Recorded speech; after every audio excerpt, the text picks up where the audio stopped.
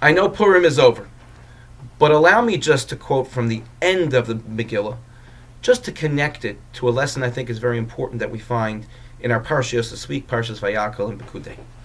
Mordechai HaYehudi is someone who is respected in the kingdom of Achashverosh. He is a Mishnah LaMelech. He's a minister to the king. And the last pasuk in the Megillah says to us that he is Ratzui L'Rov Echav, that Mordechai was beloved, desired, wanted by a majority of his brethren. How shocking. Mordechai, who just saved the people, is only wanted, respected, revered by a majority of the people? How could this be? The answer is that Mordechai himself, as with many people who do great things but are in position of leadership, have their detractors.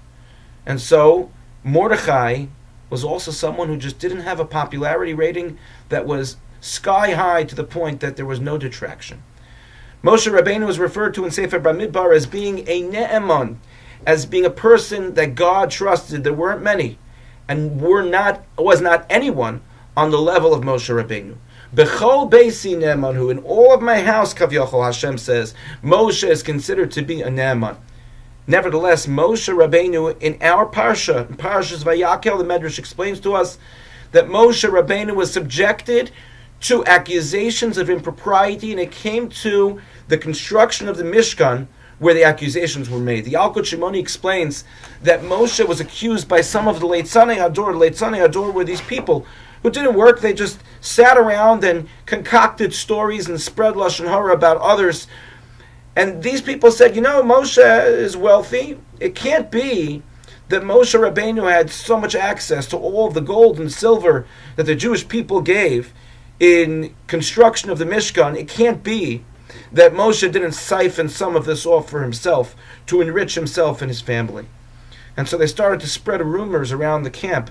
And sure enough, we know, rumors spread from person to person, and it got back to Moshe Rabbeinu. So he hears these accusations. And how did Moshe Rabbeinu react? So the Gemara talks about a person who was ne'elavin ve'enan olvin, a person who was embarrassed, a person who was accused incorrectly, and doesn't respond by embarrassing that person back or by accusing that person back.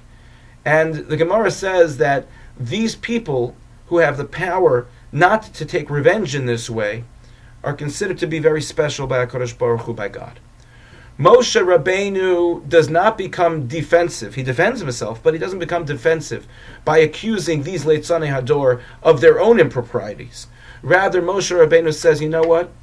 Let's go by the facts. I want to show you that I'm completely clean. So because of that, I'm going to give you an accounting of every last piece, every last socket of this Mishkan that was constructed and was used. Every last item that was donated by the Jewish people of gold and silver. I'm going to give you an accounting of where it was used, what it was used for, and if anything was left. And thus we have Parshas Pikudei, which was an accounting of everything that was done in the building of the Mishkan.